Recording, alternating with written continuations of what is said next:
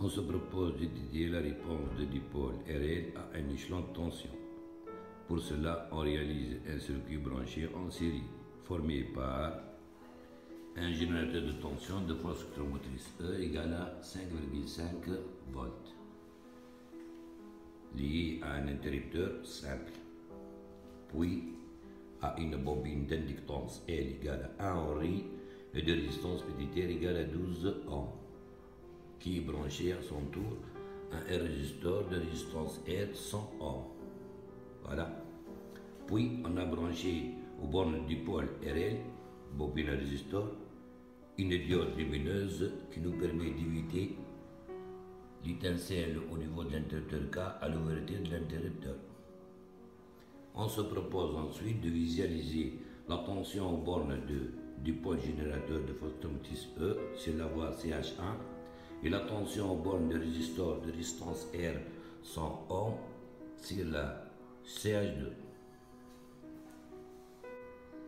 Visualisation de la tension aux bornes du générateur de tension de force électromotrice E égale à 5,5 volts et la tension aux bornes de résisteur de résistance R égale à 100 ohms au cours de l'établissement du courant continu dans le dipôle RL. Donc, quand vous voyez sur l'écran de l'oscillo le 2 tensions sur la voie CH1 et la voie CH2, les deux voies sont fonctionnelles. Donc, je vais commencer par les réglages nécessaires concernant le réglage vertical de voie, réglage horizontal et trigger. Je vais commencer par le réglage vertical pour le CH1. Voilà. C'est le CH1, là vous allez avoir le couplage toujours DC, limite de BW off, le voltage, sensibilité verticale, il est bien. Donc, sonde c'est 1 fois X. Pour l'inverseur, on n'a pas besoin d'inverser la tension au borne du générateur, donc c'est off. Ok, voilà. Maintenant, je passe pour fixer l'origine de tension pour la voie CH1.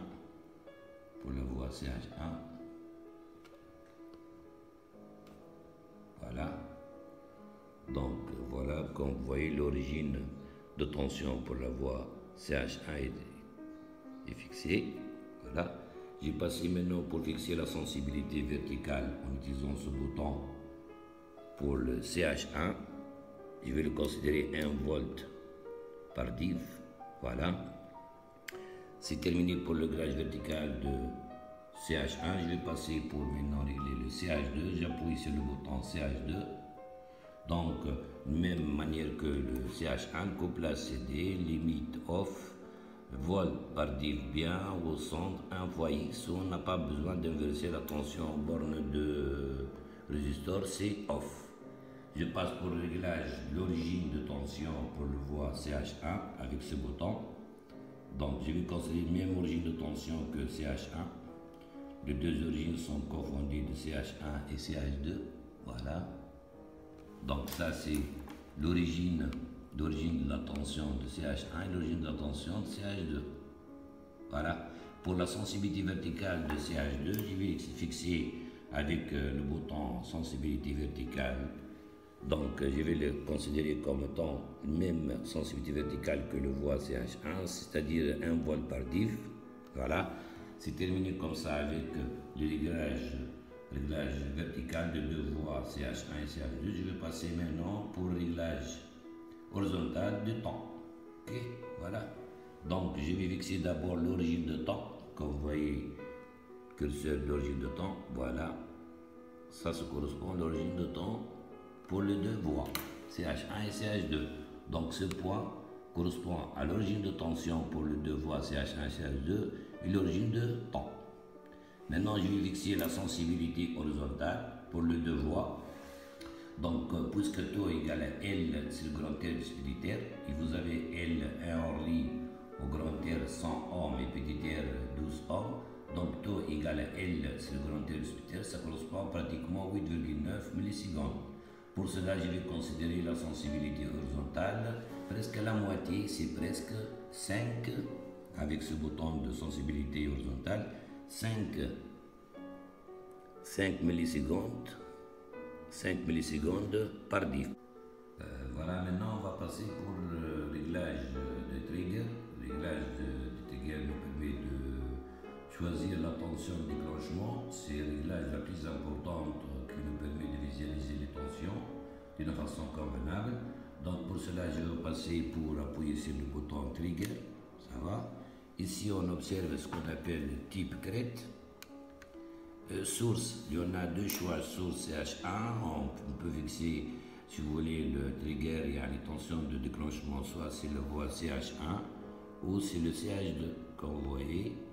Voilà, ça c'est le CH1 et ça c'est le CH2. Pour nous, on va fixer la tension de déclenchement, c'est la voie CH2, c'est la tension de hier. Le pente, il y en a ce qu'on appelle sheet, lorsqu'on a une courbe décroissante au début, c'est au sheet un shirki, ou un c'est-à-dire montée, c'est-à-dire courbe à tête au début croissante de la voie CH2, l'IR. Mode normal, ou le couplage CDC. Ça va? Voilà. Cette manière-là, on a terminé avec les trois réglages de vertical, horizontal, trigger.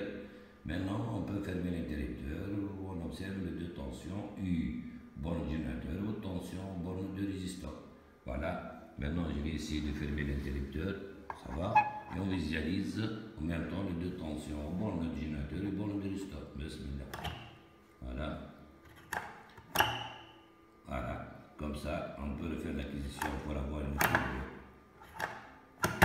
Voilà. Comme vous voyez, les deux tensions de générateur par la couleur bleue, tension borne de restore, c'est la couleur jaune. Maintenant, comme vous voyez, je peux utiliser le bouton Run Stop. Ici, j'utilise le bouton Run Stop. Ça sera l'oscilloscope est carrément déconnecté de circuit. Je peux débrancher carrément, voilà, l'oscilloscope du circuit. Donc l'acquisition observée sur l'écran se conserve, voilà. Et je peux manipuler, si vous voulez, les deux courbes de UG ou UR sans être l'oscilloscope connecté à notre circuit.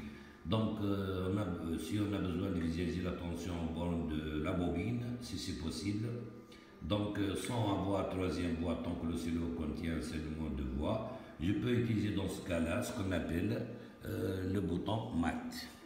Le bouton mat. Ça va?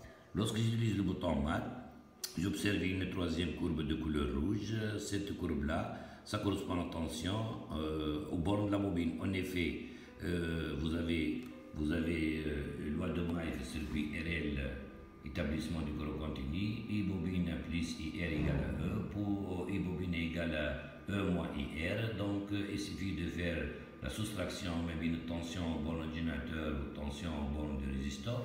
Donc, comme vous voyez ici, ce bouton-là, il y en a la source A, elle est CH1, c'est le CH1. L'opération c'est moins, il y en a l'opération fois, division et la somme, ou la soustraction. Et je vais retrancher de la source CH1 une tension CH2, ok? Donc je vais essayer d'observer la courbe donnée par la différence entre E, force du générateur, force du générateur ou tension borne de résisteur.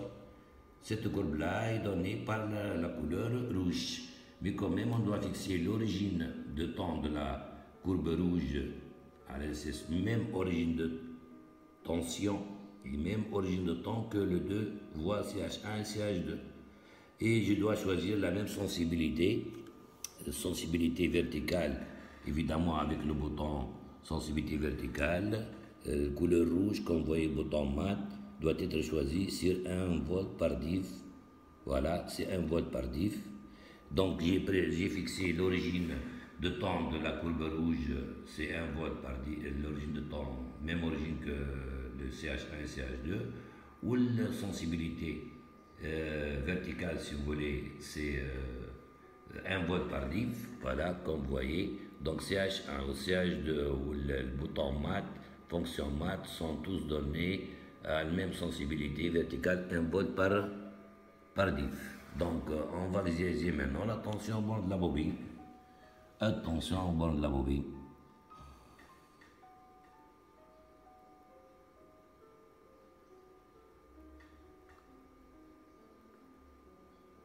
Voilà. Donc ça, c'est l'origine confondue de 3 tensions. Voilà. Comme ça, on observe la tension en borne de la bobine. Donc ce qui est en bleu, c'est la tension en borne du générateur. Ce qui est en jaune, c'est la tension en borne de résistor. Et ce qui est en rouge, si vous voulez, la tension en borne de la bobine. Comme vous voyez cette différence de tension-là, ça correspond à la tension aux bornes de la bobine de régime permanent petit r Imax. De même, cette différence de tension, ça correspond à la tension petit r Imax aux bornes de la bobine dans le régime permanent.